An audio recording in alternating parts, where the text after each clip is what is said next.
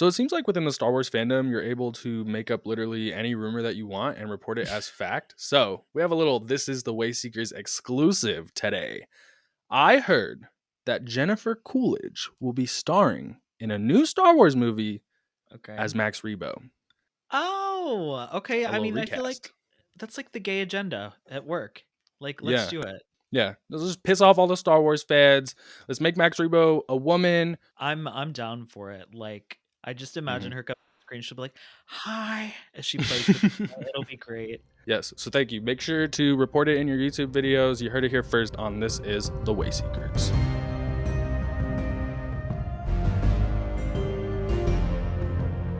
Welcome back to This is the Wayseekers, a podcast for Star Wars fans by Star Wars fans. My name's Austin SWE. I'm here with my co-host Scotty Holiday as always. Scotty, how are you doing this week?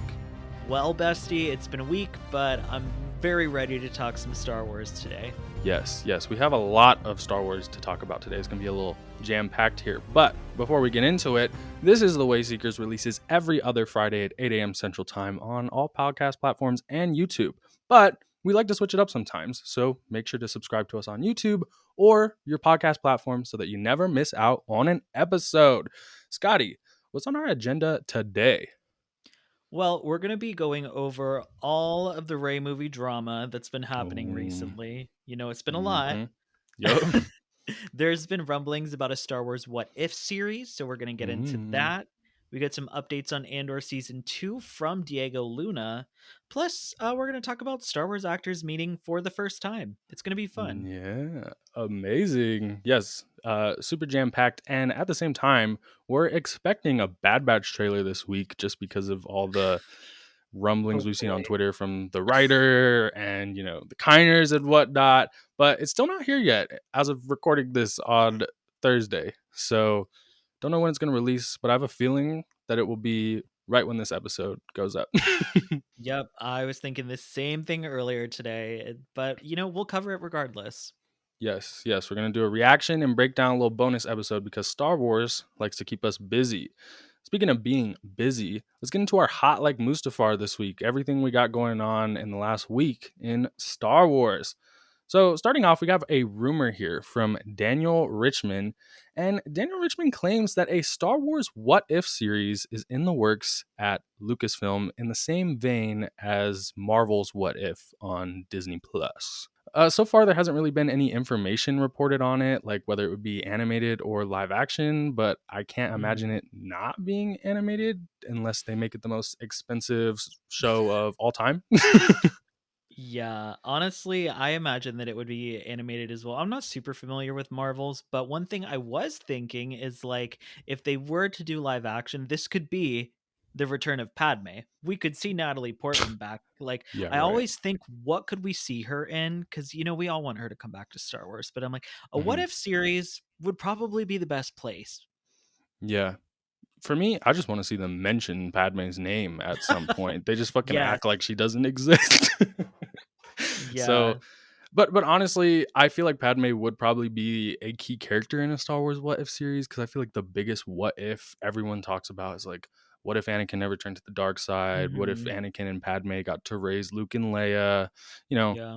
things like that. And honestly, I feel like if they're gonna make a Star Wars What If series, they're gonna go for those ones that people want to see. You know what I mean? Well, and worst case scenario, if it's not live action, if it's animation, we've already got a great Padme anyway. So, like, Yeah. let's bring her over from the Clone Wars. Yeah, 100%. For me, I don't hate the idea of a what if series, but Mhm. I do not like Marvel's what if series.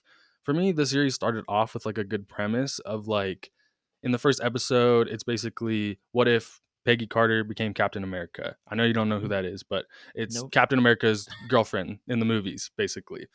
Okay. And the whole premise of why that happens is because she makes one different decision. She doesn't go into the booth when they turn him into Captain America, and that one decision changed everything, kind of like a butterfly effect. But Yeah. then the show went on to just basically be what if these characters met? What if, this character was from a different planet? Like Oh. it was different, but it didn't tell you why it was different. For me, if they do what if Anakin Skywalker turned to the dark side? I want to see what was the singular decision that caused the butterfly effect for him not to turn to the dark side. You know what Mhm. I mean? Do you feel the same? Yeah, where it's more like scenario based, or like it's kind of like a, if this happened, why or how would it affect what we know to be Star Wars as it is? Part of me Mhm. wonders, because we kind of touched on this last week with the Battle of the Heroes film that we talked about. That was like we heard the rumors about what if Ahsoka went to Mustafar with or without Right. Obi-Wan to confront Anakin. So that's something that I think would be a cool scenario to visit and something I'd be more on board with. However, something that they could do, because there's Legends, we could Right. also just get this to be almost an adaptation of Legends instead of actual like what if scenarios, which I don't know if I'd really like that any better. I know there's tons of Yeah. Legends stands, and it would also be nice because of how Disney was like, everything other than the Clone Wars and the movies is not canon anymore, so Yeah. get over it. Yeah, I don't know if this would be the series for it though, because like that's what I was saying. Like I feel like Marvel's What If series has basically just become like a way to tell other stories that didn't happen in the main universe. When I Yeah. want to see more of like if Ahsoka faces Anakin, I want to see why Obi-Wan wasn't able to and why Ahsoka had to, if that makes sense. Yeah. No, I think that's a good idea, and just in talking about this more, like, if they did this, it'd be animation. There's no way they would Oh do yeah. this in live action, and I think is it's always talked about with animation, you can do so much more with Mhm. animation. I don't think I'd want it in live action, thinking about it now. As much as I'd wanna see Natalie Portman, like I talked about before, like, Mhm. I'd much rather see this in animation so we get that full scope. We can tell those bigger stories, and we could see a lead up to Obi-Wan couldn't come because of this, so Ahsoka goes, or like everyone talks about, what if Ahsoka didn't leave the order? Kind Mhm. of picking up from what happened in Clone Wars and then continuing it from there. But then people would complain about Clone Wars animation, so Yeah. No. there's a lot of what ifs Mhm. with this rumor. Right. Yeah, there's no way that it would be live action. That's what I mean. Like if it was live action, it would be the most expensive show of all time. Because how are you gonna get Mark Hamill, Ewan McGregor, Mm, Natalie Portman, fucking Daisy Ridley, like all these big star names that now make fucking $50 million per movie? They're not gonna be in it. And no. they're not gonna voice the animated characters either, unless it's like in Marvel, like the Marvel What If show, if the actual actor voices their character, you could tell it's because they care about that character. But it's Yeah. not gonna be a paycheck type show. Well, as we've learned from the Star Wars animated shows that we have gotten, there's a great cast of voice actors that they Oh usually yeah. always bring in. So I don't think I'd even have any complaints, even if it wasn't the original actors, because the voice casting that they've done so Mhm. far has been pretty good, and they're all pretty great. Yeah, and people have to remember there is a difference between being a voice actor and being an actor. It's a whole different thing, making sure every emotion that you need to convey is conveyed through your voice and not through your body movements because you don't know what the body movement's going to be. Yeah, I mean, we heard Katie Sackhoff talk about that with going Mhm. from animated Bo-Katan to live action. She said literally just that. So she's the outlier. Yeah. 100%. 100%. So the Emmys happened this past Monday, and Mhm. Andor was up for 8 nominations.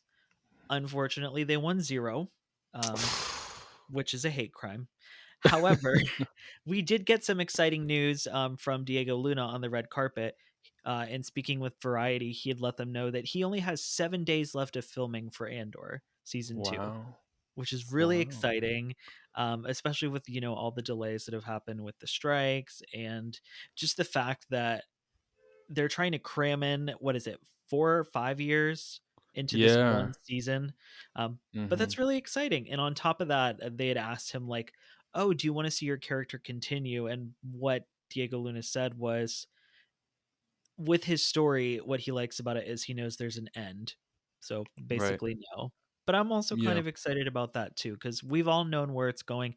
The actors know where the stories are going, and it kinda reminds me of how sometimes we don't get endings for Yeah. shows. So, it's gonna be nice that this one has an ending that was predetermined. It's funny Yeah. how that worked out. Right. I am so ready for Andor to come back. Just one of the best Star Wars shows ever. I was actually watching Yeah.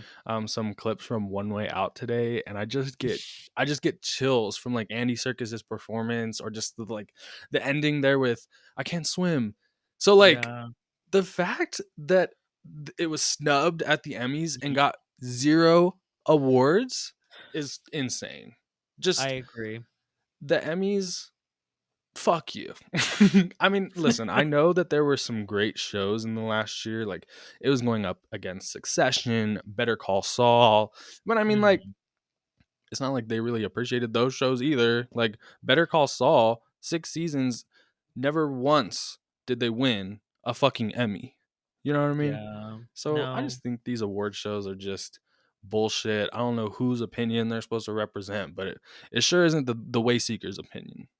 So So many good monologues in this show, so many great performances. And yes, there was plenty of great performances around, kind of like you mentioned, but I still Mhm. kind of can't believe that Andor won absolutely nothing. Mhm. Mhm. But we love Andor, so Yeah, we're a and I'm little so excited. biased. So excited for season 2. But I'm sad because that means that there's 7 days left of Diego Luna. And mind you, this was 5 days ago. So that means that there's probably like 2 days left now. Oh yeah, because I'm pretty sure when I was watching the clip, he was like, "Yeah, after the show, I'm flying back to London and we're Yeah. starting tomorrow." So yeah, Yep. he's gonna be done Yeah. very soon. That was on Sunday. So wow. But I'm excited, like I said, to see what season 2 has to offer. I'm a little skeptical of the whole let's jam Yeah. 5 years into it, because the whole point was that the original pitch had like 5 seasons, and what they're essentially doing is taking those 5 seasons and putting it into one. I don't know how that's going to look, but I trust Tony Gilroy and the writers that they've had on Andor so far to make something good. I mean, I don't know how into like Game of Thrones and House of the Dragon you are, but I know Not at for all. House of the Dragon season okay. So this is gonna be when you talk about Marvel for me. So with House of Ah. the Dragon, they basically did a progression between episodes with even different actors playing different roles, kind of getting from earlier in their childhood into Mm, adulthood. And it worked for the most part in House of the Dragon for me. So after mhm. seeing that series, which actually aired, funny enough, while Andor season one was airing, Right. it's got me feeling a little bit more positive about Yeah. kind of the jumps between arcs being, a 3 episode arc being 1 year throughout this season two. So I'm Mhm. cautiously optimistic, but season 1 was Yeah. just so good. I'm like, I can't imagine they're gonna, like, completely drop the ball. Yeah. Yeah.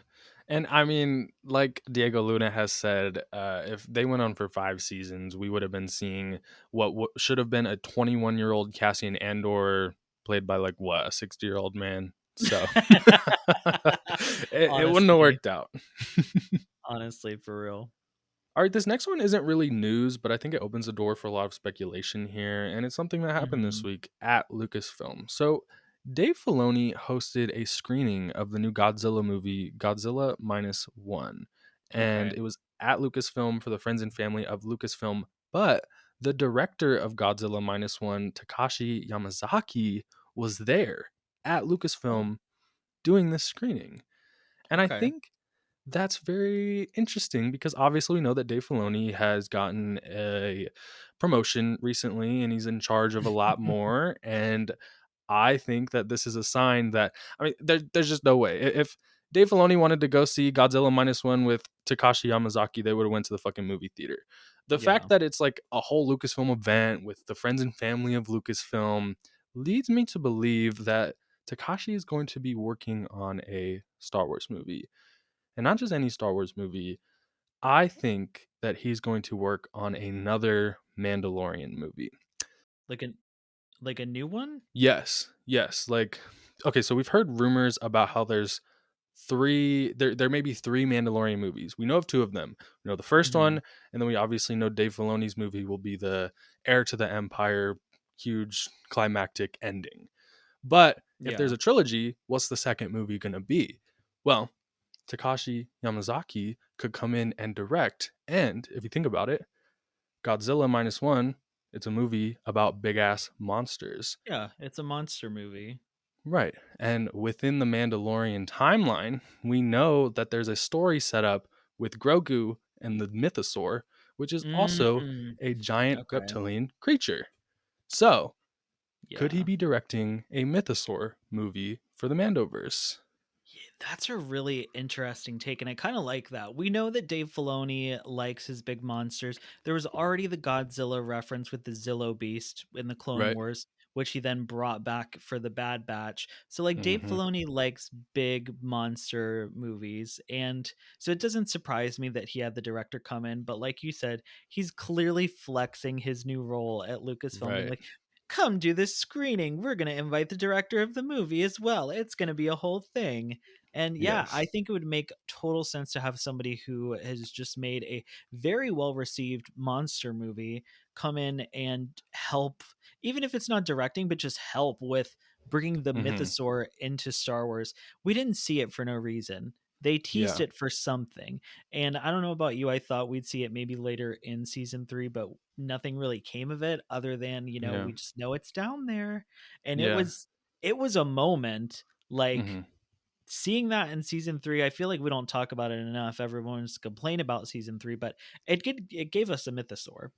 Yeah. So No, yeah. Season 3 sucks total ass, but there are some cool moments like that. Like the whole idea of, Bo-Katan, she's walking through the mines of Mandalore and is basically like, all this shit's fake. Fuck she's a all of this. non-believer. Yeah, she's like, Exactly. it's just stories. And then it's like essentially as if Jesus Christ came and knocked on her fucking door and was like, "Oh, you doubt? You doubt, bitch?" Like And so. imagine coming face to face with a gigantic creature Mhm. underwater. I think it's Right. the thalassophobia or some shit of, like, big scary Mhm. things underwater. I remember talking about it when I did my review, which at this Mhm. point almost feels like forever ago, but Right. yeah, it would make sense for them to have somebody who's done a big monster movie come in to do something with the mythosaur. And Yeah. if we don't see the mythosaur again, it's just like, why'd we tease it to Yeah. begin with?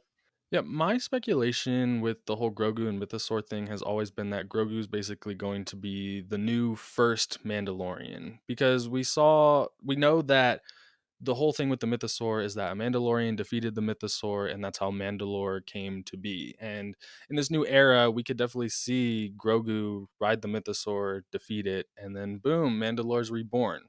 But I don't know. Yeah, I mean, he's already tamed a Rancor. He already, come to think of it, they've been doing big monsters a lot with the Mandalorian. Now Mm-hmm. I'm thinking about it, we had the Mudhorn in season 1.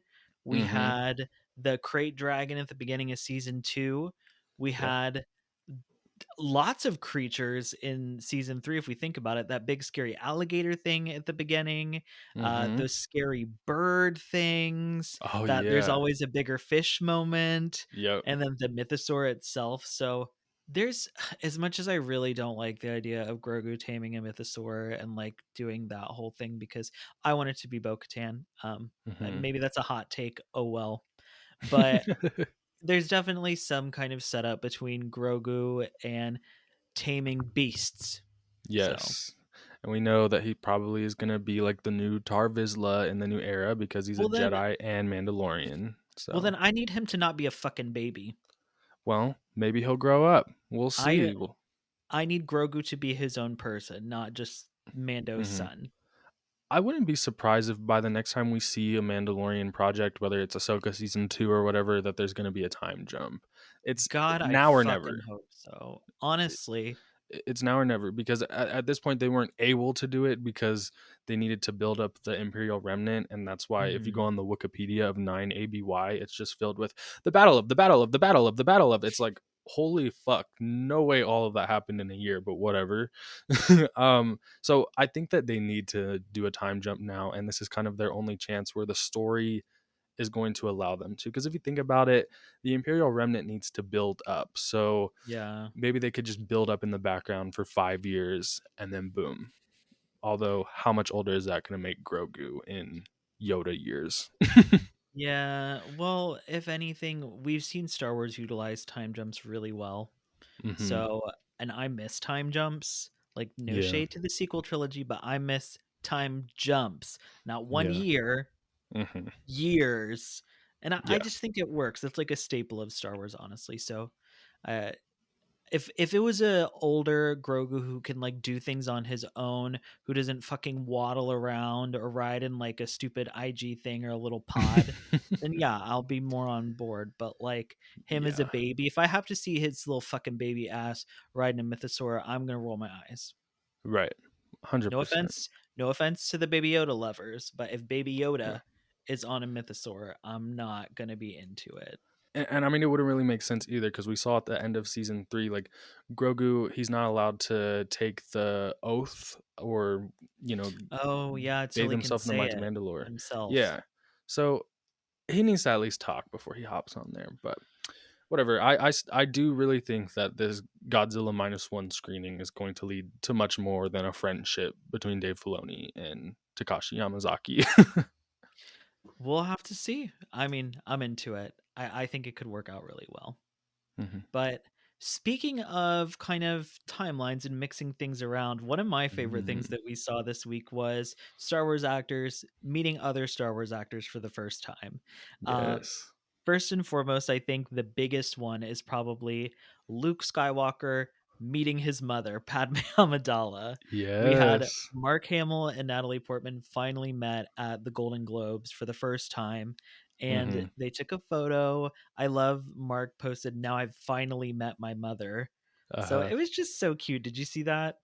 Yes, and I loved it. It's a long time coming, and I loved his use of like the word being like, I think he said somewhere else like, no way that this beautiful woman would have had been my mother. Like, so I loved that.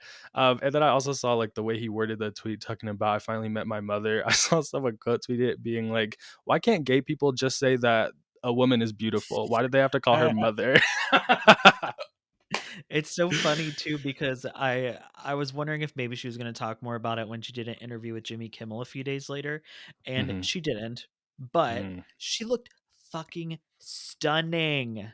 I'm like, Always, Natalie Portman, she's always. gorgeous. Yes, Like aging very gracefully, and they she's are talked about how, like, she's aging naturally too, so love that for her. well, it's going really well for her, and I Yes. am envious. I can only hope to great or to age maybe a little bit gracefully as much as she does, because I can Yes. only hope. Yeah. But I love that. I'm glad they got their photo. And then another fun meetup was animated Ezra Bridger and live action Ezra Yeah. Bridger. And this was actually at the Emmys after party, Disney's after party that they did for it. Uh, Diana Lee Inosanto, who plays Morgan Elsbeth, posted some photos, and there was a photo mhm. of her and Ivana Sakno, Imanis Fondi, and Taylor Gray. Yeah. And then she also posted a video of, and she tweeted it or she captioned it, "I spotted dancing Ezra Bridgers." And let me tell you, they looked like they were having a real good time at the Disney after party for the Emmys.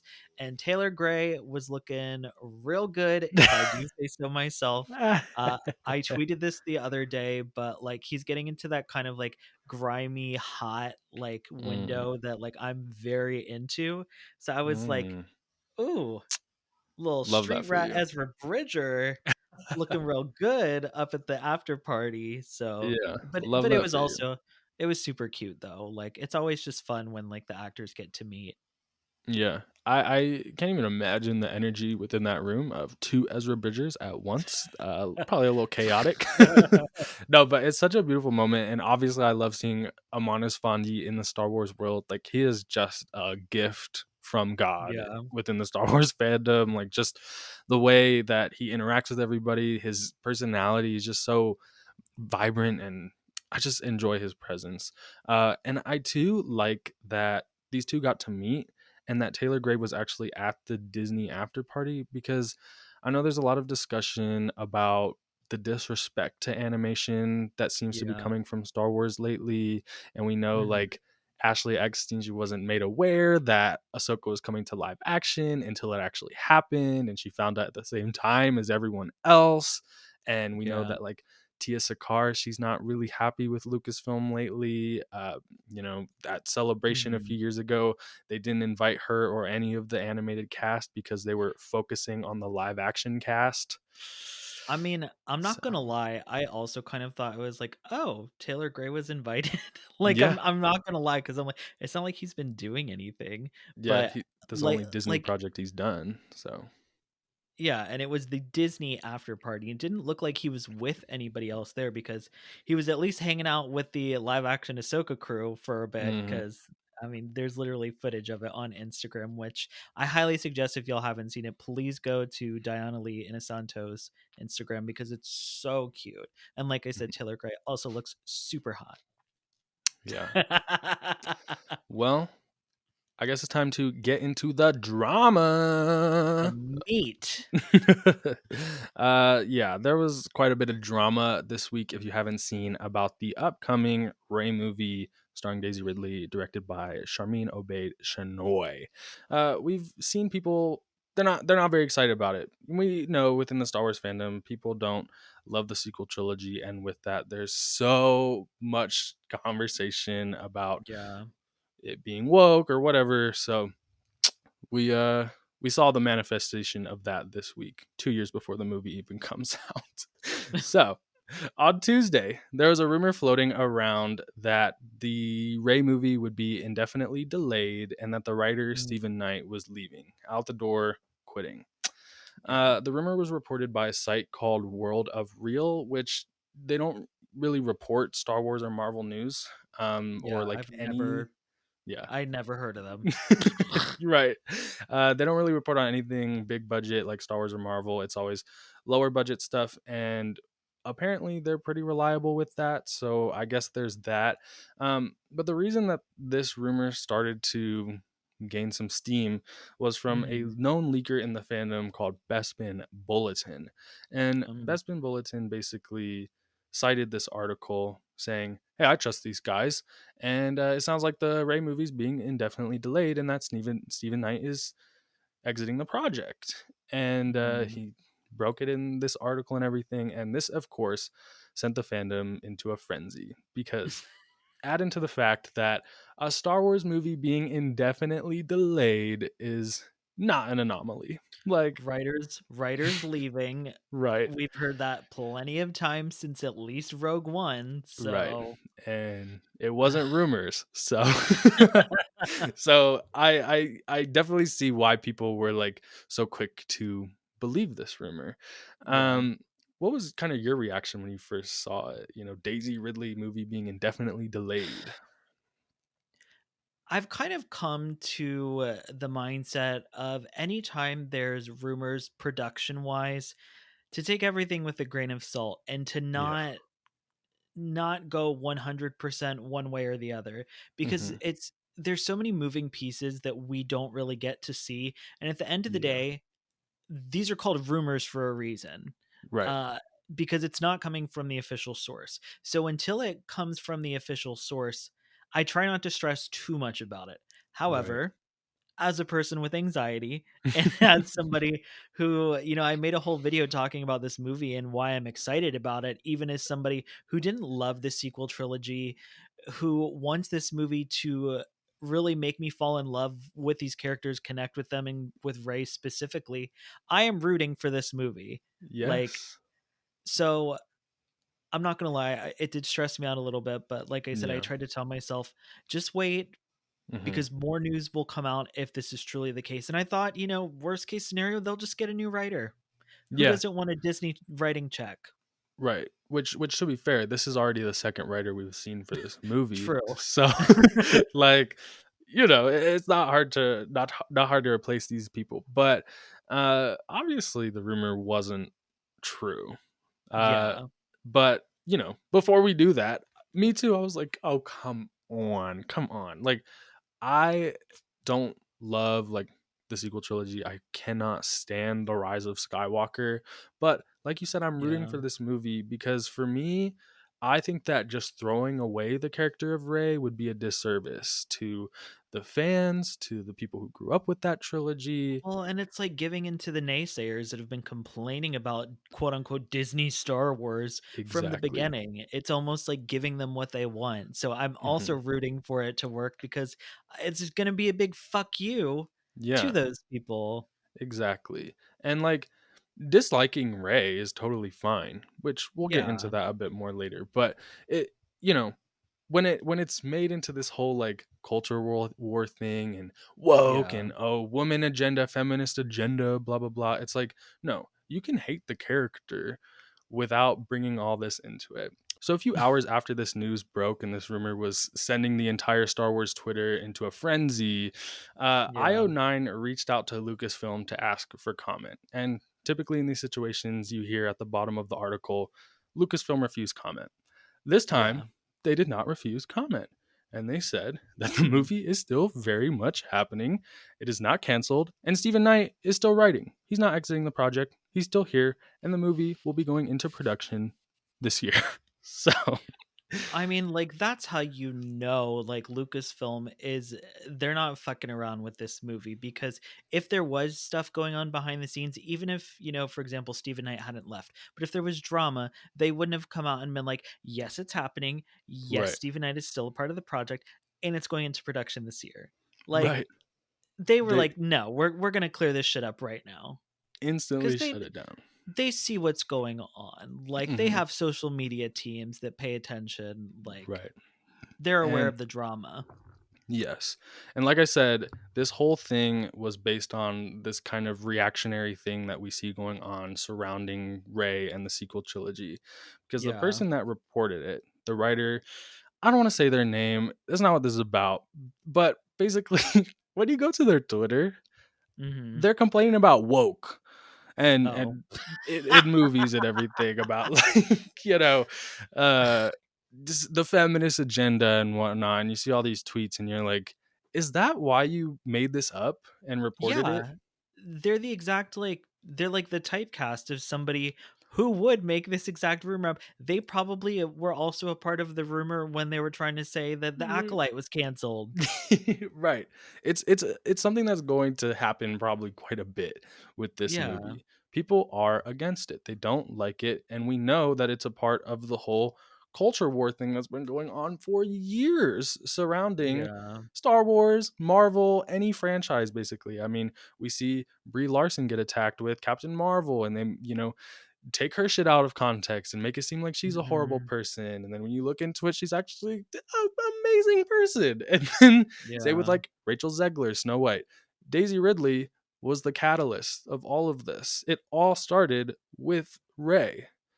So I Yeah. mean, it it's not surprising that it's come full circle now, and now they're trying to Yeah.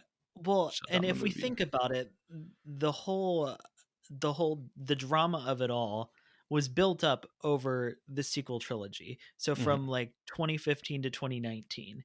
Right. But everything that was already built up is now already in place. There's already the foundation for all Hmm. of this bullshit is what I'm going to call it. The Yeah. misogyny, the clickbait, like in general, it's all already there. So it's Right. no surprise that it's come out in this full of force of people trying to push that here's a reliable source saying that this movie has already Mhm. been indefinitely delayed. And they know, and we know as Star Wars fans, unfortunately, Lucasfilm has this really bad problem of movies getting delayed, put in an indefinite hiatus. Like Yeah. it just happened with Rogue Squadron, the Mhm. Ryan Johnson trilogy that's most likely never happening, but they still won't confirm it. Yeah. Like, They're so all the pieces are there. right. The whole thing is based on taking things that are partially true and blowing it up to make it something that it's not. Like taking clips out of context and making it seem like someone said something different. Or the biggest one that I think about a lot is the way that a lot of people recognize that the quality of Star Wars has gone down with some projects. Like I Mhm. said, I can't stand The Rise of Skywalker. I really don't like Ahsoka. Hated Book of Boba Fett.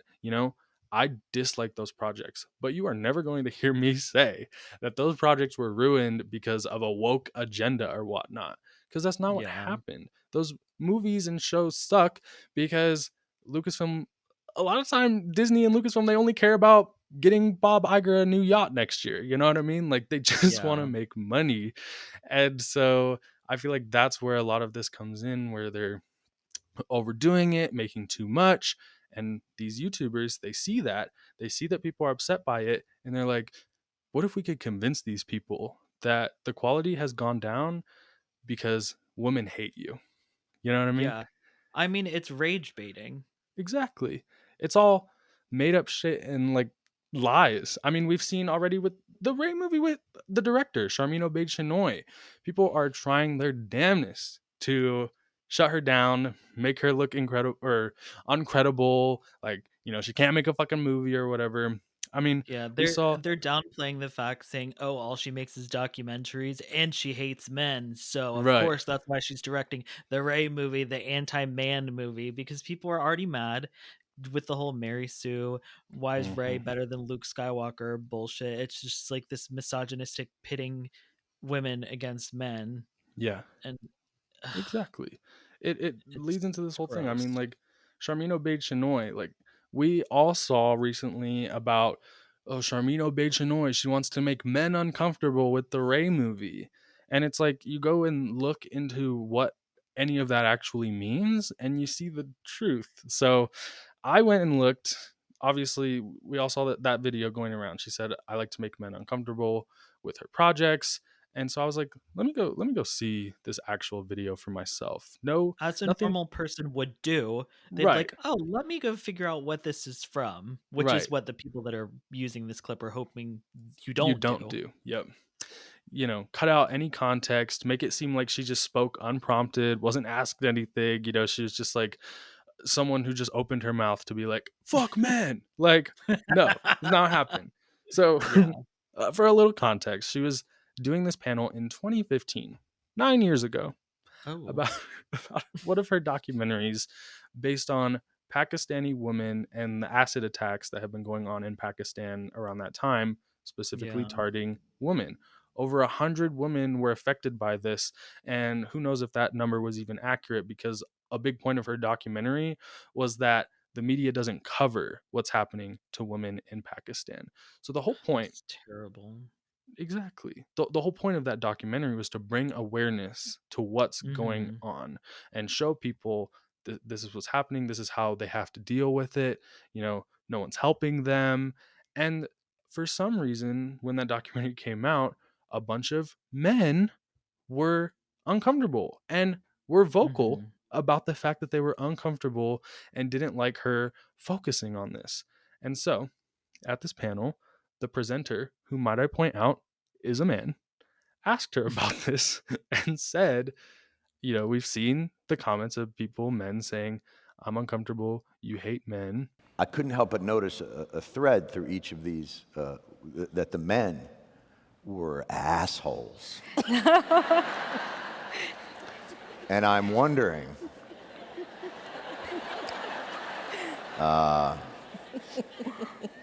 as one of them,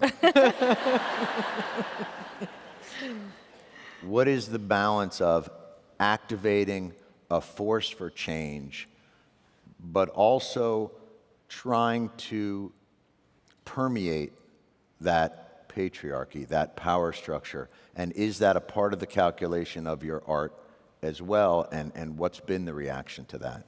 Oh, absolutely. I like to make men uncomfortable. I enjoy making men uncomfortable. Not you, just Not, you not know, you. not you. Point taken, point taken. But it is important to be able to look into the eyes of a man and say, I am here, and recognize that. And recognize that I am working to bring something that makes you uncomfortable, and it should make you uncomfortable because you need to change your attitude. And it's only when you're uncomfortable, when you're shifty, when you have to have difficult conversations, that you will perhaps look at yourself in the mirror and not like the reflection. She likes to make everyone uncomfortable with these documentaries and her activism because discomfort, it makes you want to do something. it makes you want to Exactly. find comfort. And so Yeah. in situations like that, yeah, you should be uncomfortable by seeing the fact that Pakistani women are facing fucking acid attacks and getting their faces burnt off. Like, Well, and who's committing the attacks? Not other women. well, exactly. And so these men feel like it makes them look bad and they're like, I'm uncomfortable. And all she pointed out was that's kind of the point, is to be uncomfortable, because now you're going to want to do something about it and change it. Yeah, you're gonna question why that's happening when you're uncomfortable about something. You're gonna be like, "Well, why am I uncomfortable about this?" And Hmm. kind of get into what's causing this feeling. And if you're uncomfortable and you don't like the fact that she's shedding light on this horrific thing that's happening, Hmm. then yeah, you should be questioning what's going on. And that's the reason why you're uncomfortable about it. Yeah, Like, it's just insane, and like I said, when you're uncomfortable about something, you're gonna start questioning it, and that's the exactly. whole point, is to question why is this happening and what we can do to stop it. Exactly. And most sane people are going to recognize that that's a good thing. That's a great thing. Yeah. But for some reason, people decided to take this entire thing, clip the context, post it on Twitter, saying that this whole thing was talking about her upcoming Ray movie. That she wants to make men uncomfortable with the fucking Ray movie, which, like you said, there's already the whole Mary Sue aspect that people don't like about Yeah. Ray and the feminist agenda. And it just adds fuel to that by being like, look, the director of the next movie, she said she wants to make men uncomfortable, because that's what Ray is all about, is making men uncomfortable, when it couldn't be farther from the truth. Well, and once again, it's just like, why don't you question why you don't like Ray? Do you not like her because you don't think she is, like, character wise, because of the way Right. she's been brought up? Is it that? Or do you not like her because she's a woman? And if Hmm. it's because you don't like her because she's a woman, then you need to question why that is. Because if Right. it's just based on gender, that's just misogyny at the end Right. of the day. Or also looking into, like, are there criticisms I have of Ray that are present in characters like Luke Skywalker and Anakin Skywalker that I didn't judge them for, but when Hmm. Ray does it, it's fucked up. See, that's Well, what. exactly. That's the whole point. That's the whole Exactly. point of it all.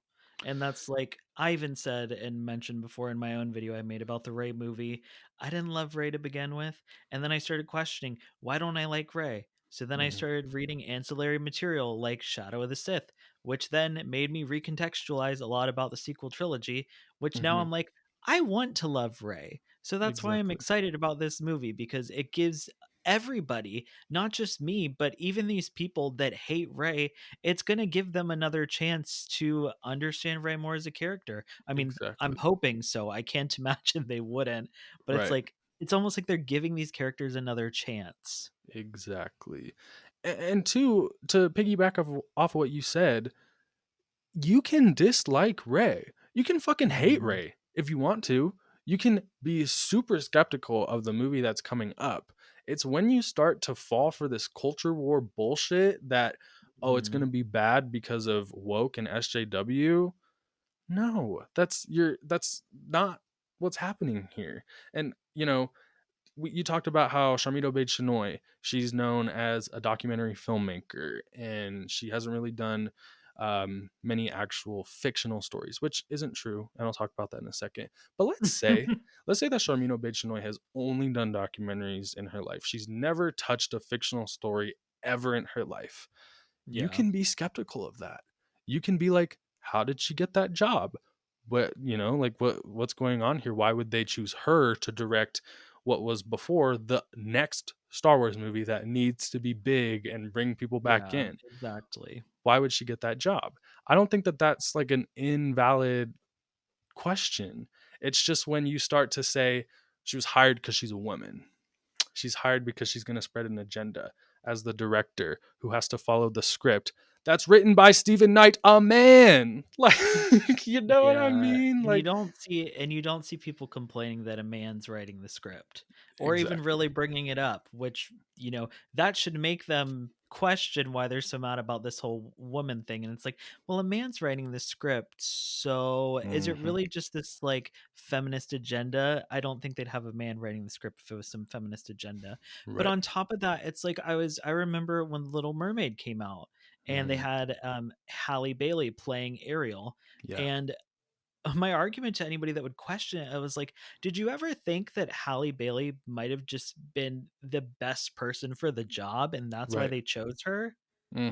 Like, they don't even entertain the idea that that could have been it, and that's exactly why the claim that, people say it's not about misogyny, it's just I want a good story, I don't want agendas being forced down my throat, was l was Ariel's race mentioned at all in the Little Mermaid remake? No, she's just Exactly. a black woman existing. So, Mhm. it kind of, adds to this whole thing that, like, they're going to be skeptical of it no matter what. It's not because it's Mhm. woke. If they see that the upcoming Star Wars film is going to be starring a woman or there's going to be people of color in it, they're automatically calling it woke before they even know anything about the themes of that character, how that character acts, what they do. If any Exactly. of their identity is mentioned at all, which in Star Wars doesn't happen because there's no race in Star Wars. They don't point out that Rey is a woman, They didn't point out that Riva was black. Like, those are things Yeah, that those characters just existed, and if you didn't like how they turned out, that's because they were bad characters. It's not because they're woke. It's because they were bad characters. Like, exactly. And it's so funny you mentioned Riva because I said the same thing. I was like, did you ever think that maybe she was just the best person who auditioned for this role? Like she did the exactly. best job of what they were looking for. And I don't think they were like, we're looking for a black woman to play Mhm. Riva. They were just Exactly. looking for somebody who could embody the character that was written. And Mhm. Moses Ingram clearly did that. Exactly. And they talked about the casting process of Riva to begin with, and it wasn't a casting call being like we're looking for a black woman. It was we're looking for an actress to come play this role. You know what I Yeah, mean? So, exactly. yeah, it's just insane. And going back to the, thing about Charmin Obaid Chinoy just being a documentary filmmaker. If you're someone that genuinely does have that concern, I understand. But to ease your anxiety, she has directed 2 episodes of Miss Marvel, and they were the best episodes of Miss Marvel, if I'm being honest. Um, I'll take your word for it. Really well put together. And she's also directed animated short films. Like, it's not like she's never touched a fictional story. Like you said, is it possible that the board of people, Kathleen Kennedy, Bob Iger, everyone else in the room that has to make these decisions, is it possible that they saw something in her as a filmmaker and were like, let's give you this opportunity?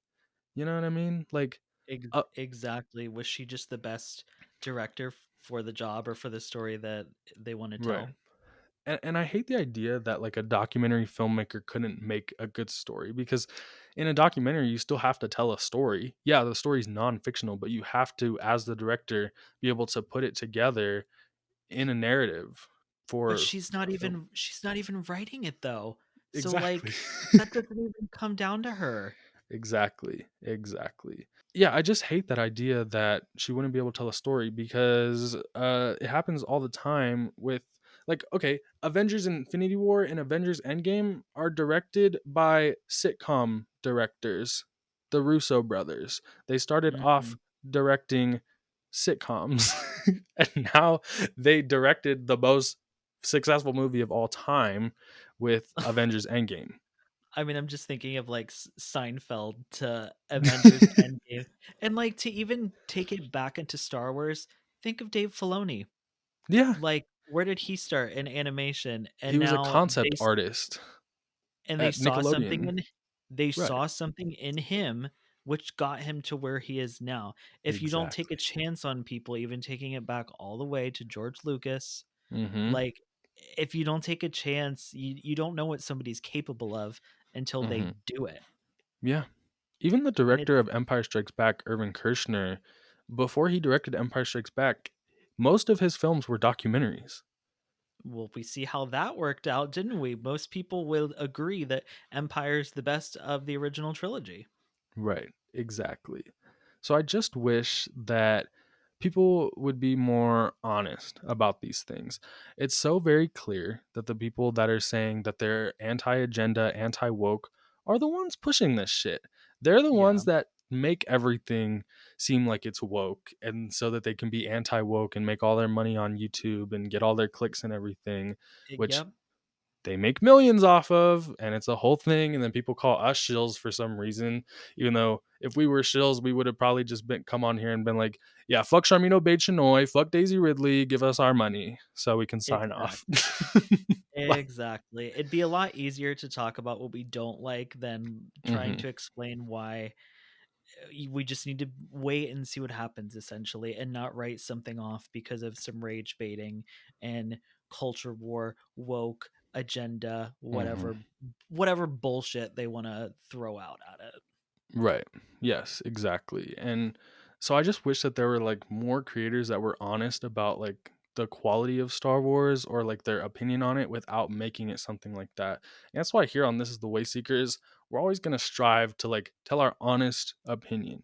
We're not just going to sit here and be like, "Oh my god, we loved that episode," or "Oh my god, we hated that episode." We're going to come on here and we're going to tell you what we think. And we're not going to Yeah. make it into some culture war. We're not going to turn it into some agenda. Like we're just here to talk about Star Wars at the end of the day. And on top of that, when we are going to talk about more in depth things, we're going to do our research, which I implore Exactly. everyone to do. Oh my Please do god. your research before you talk about something, especially with this situation is a perfect example. Like we said, Hmm. this clip from 2015 has been taken so out of context. Ray, I don't even know when this interview went down, like The Force Awakens may not have even been out yet.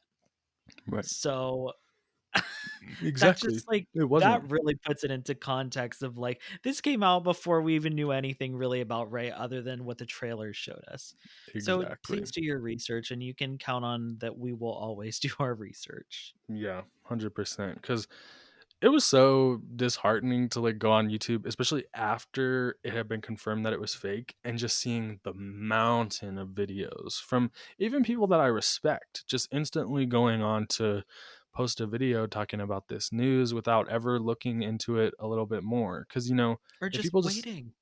right wait, Just click on just that wait to guy's see what Twitter, happens. see that he clearly already had a fucking agenda. I don't know, man. I don't know.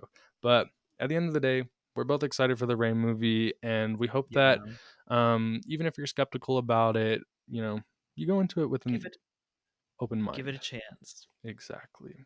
Well, now that we're done with all of that drama, let's get into something a little more fun. Yes, let's talk to the Wayseekers. So, like we said last week, every week we're trying to get your comments, tweets, replies, and we're going to answer them on the podcast. Because at the end of the day, this is a podcast for Star Wars fans by Star Wars fans, as we say in the intro. So, Exactly. At Crystal Kyber asked, "Why is Star Wars scared of romance?" because Star Wars fans are a bunch of virgins, so they have like a they're scared of sex. Okay, I don't know if she was asking about sex in Star Wars, um but there might be some merit to that. We keep talking about Padme, and like that's like one of the greatest love stories in Star Wars. There mhm, is a lot of romance in Star Wars, but I also feel like something that we've talked about plenty of times before. They're scared of queer romance. mhm. So I could talk to that all day long. Like we see Yeah. Vel and Cinta touch hands once. Yeah. Um, That's why I feel like Crystal says like they're scared of romance here, and I agree. Like they they have those two characters, they're obviously in a relationship, but they just like slightly allude to it. I feel like there hasn't been anything as major as like Han and Leia in a long time.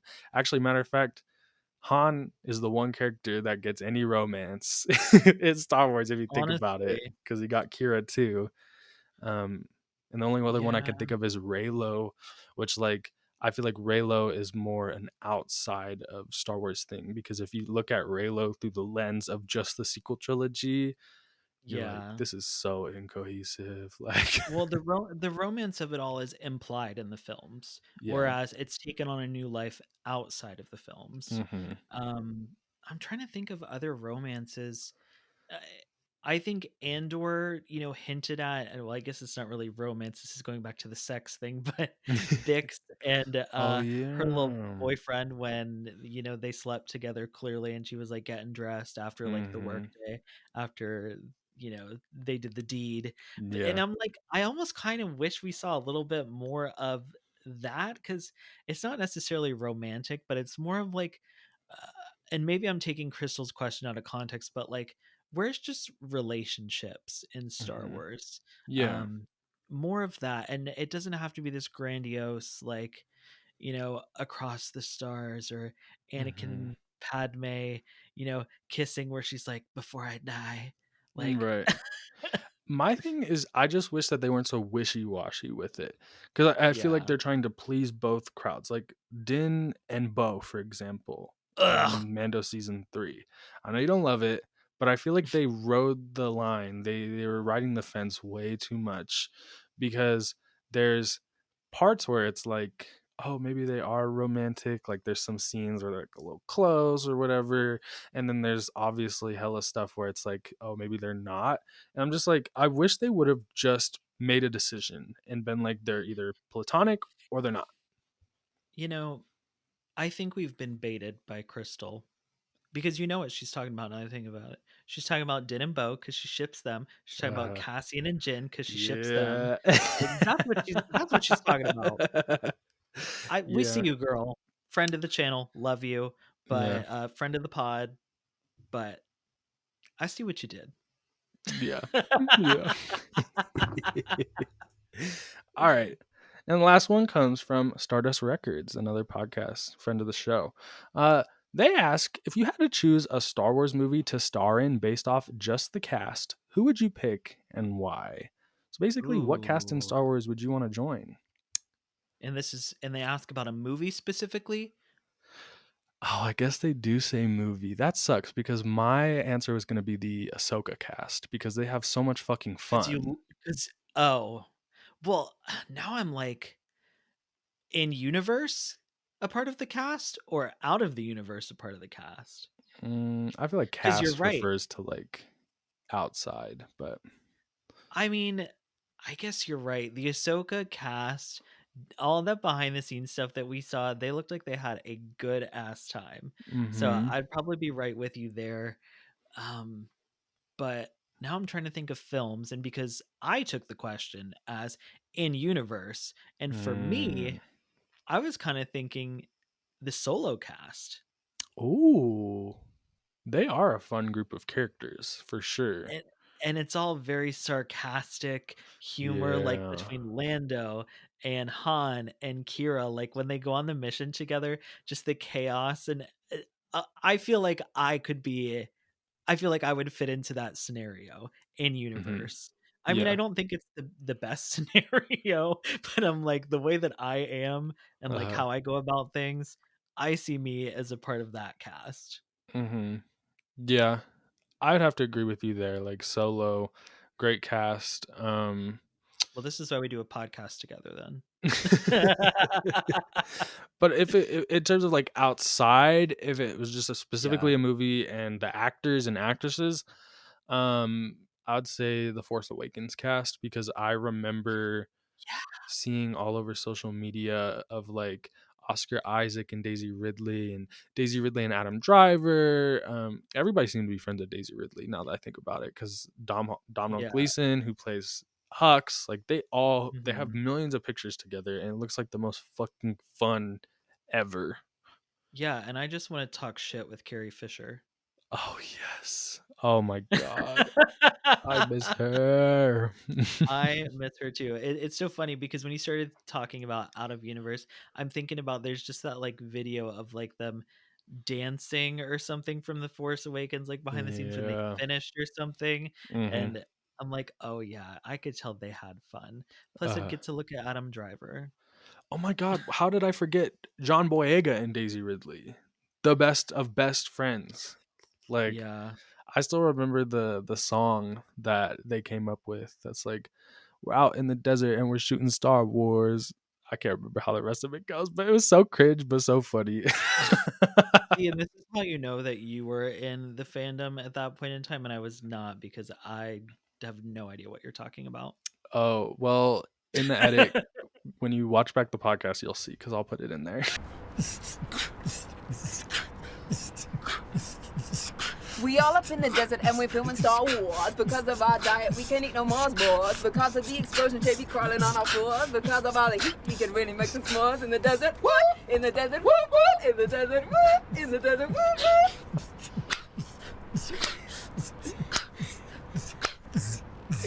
Go to light speed. Well, as always, this was a super fun episode going over and talking Star Wars with you all. Make sure you follow us on social media at wayseekerspod or wherever you get your podcast so you never miss an episode. And hopefully we'll be seeing each other again to talk about the Bad Batch trailer. But for now, thank you all so much for listening. And as always, may the Force be with you. Bye.